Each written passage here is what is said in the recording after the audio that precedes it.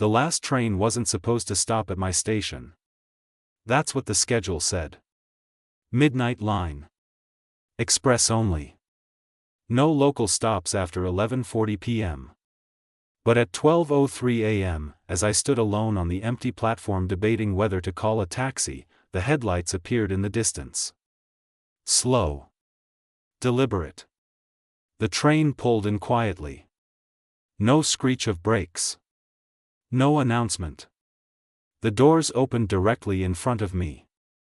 No one got off. No one looked out. The carriage lights were on, but dimmer than usual. I checked the sign above the doors. It displayed nothing. Just blank black glass. I should have stepped back. I should have waited. Instead, I boarded. The doors closed immediately behind me. Too fast. I looked around. The carriage was almost empty. One elderly woman near the front. A man in a gray suit near the middle. And a teenage girl staring out the window at complete darkness. No one acknowledged me. The train moved. It didn't feel like acceleration. It felt like gliding. I sat down slowly. The windows didn't show tunnels. They showed nothing. Pure black. Like the train was moving through absence. My phone buzzed. No signal. Battery at 100%. But the time read 11:58 p.m. That wasn't right. I checked the platform clock before boarding. It was 12:03. I glanced up at the carriage display. It read, "Next stop, Final." There was no station called Final. The elderly woman stood up suddenly. She walked toward the doors calmly. But there hadn't been a stop. The train hadn't slowed. The doors opened anyway. Bright white light poured in from outside. Not station lights. Not platform lights. Just white. She stepped out. The doors closed. The train kept moving. The man in the gray suit looked at me briefly. "You weren't scheduled," he said. My stomach tightened. What? He adjusted his tie calmly. "This one only stops for specific passengers." I swallowed. "I just needed a ride home." He smiled faintly. "That's what they all say." The teenage girl near the window turned her head slowly. Her eyes were wet. "You missed your earlier train," she whispered. I didn't answer. Because I had. I stayed late at work. Missed the 11:40 local. That's why I was here. The train slowed suddenly. The doors opened again. White light. The teenage girl stood. She hesitated at the doorway. Then stepped through. The doors closed. Silence returned. Only me. And the man in the gray suit. The carriage lights flickered. "Where does this train go?" I asked quietly. He studied me carefully. "Wherever you let it." The windows shifted. For a moment. I saw something outside. My apartment. Dark. Empty. Another flicker. I saw a hospital room. Machines. A body in a bed. My body. My chest tightened violently. "That's not possible," I whispered. The man nodded calmly. "Depends." "On what?" "On whether you step off."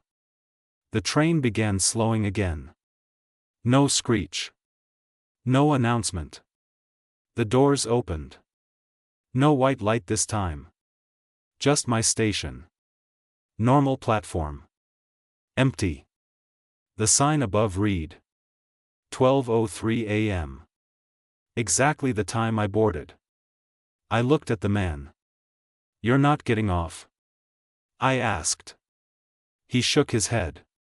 "I wasn't scheduled." The doors began to close slowly. My heart pounded. If I stayed, where would it go? If I stepped off, would I forget this ever happened? The doors narrowed the opening. I stood. Took one step forward.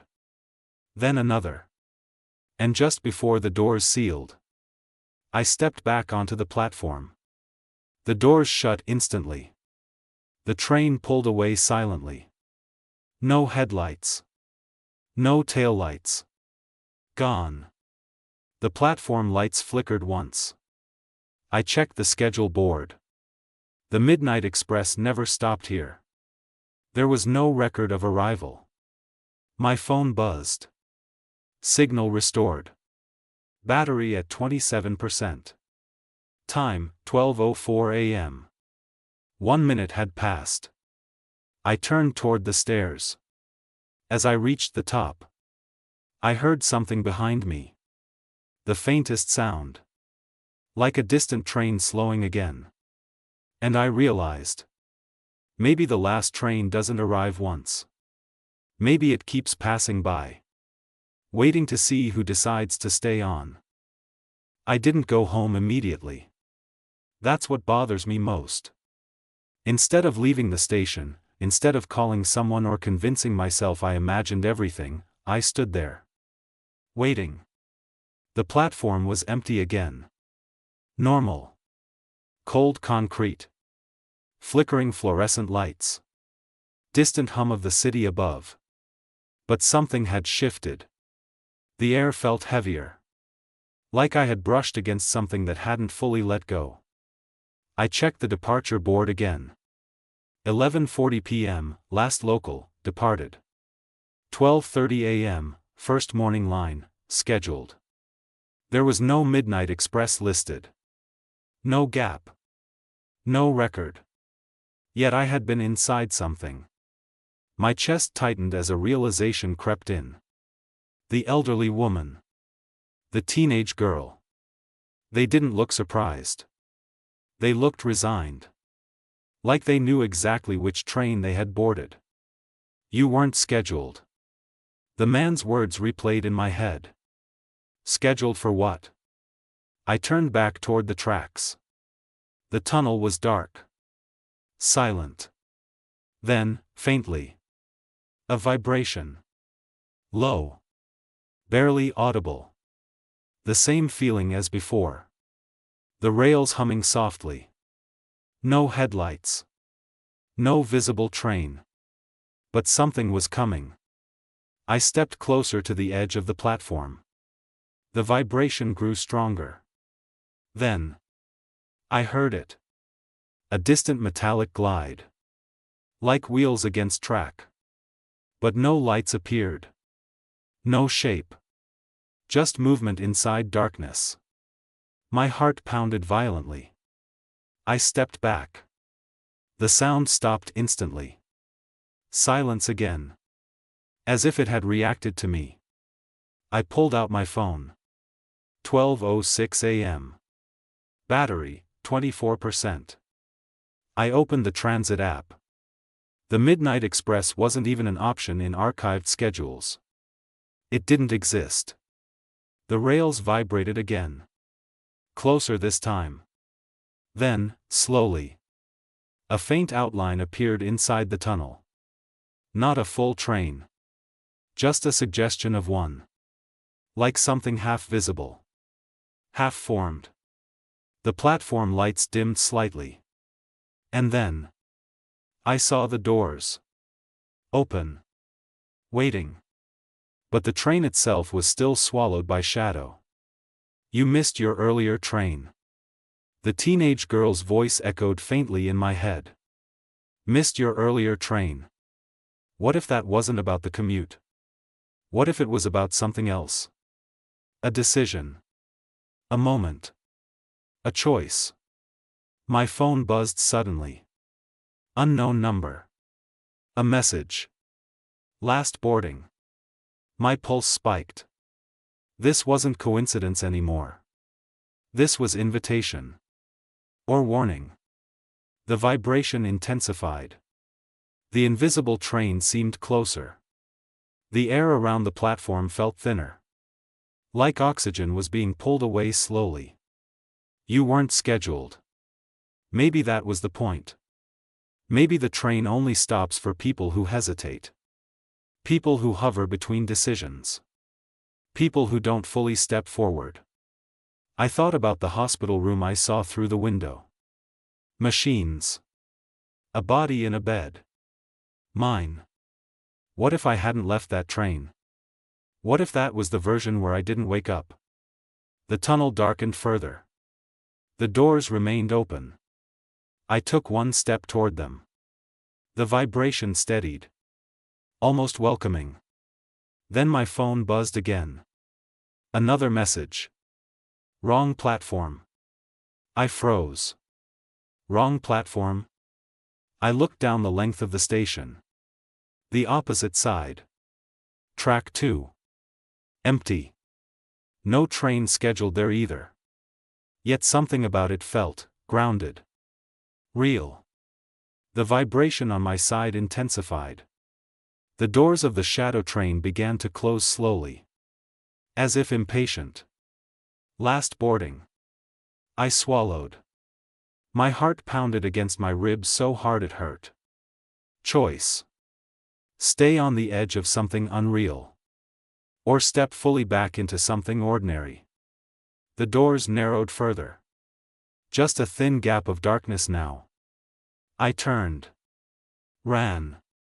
Across the platform. Up the stairs. Across the overpass. Down to track 2. The moment my foot hit the opposite platform, the vibration behind me stopped. Complete silence. I looked back. Track 1 was empty. No tunnel hum. No suggestion of movement. Nothing.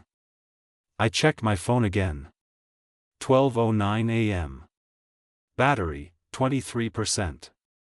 A normal train pulled into track 2. Bright headlights. Screeching brakes. Doors sliding open with a mechanical hiss. Real. Solid. People stepped off. Normal commuters. Laughing. Yawning. Existing. I boarded. Sat down.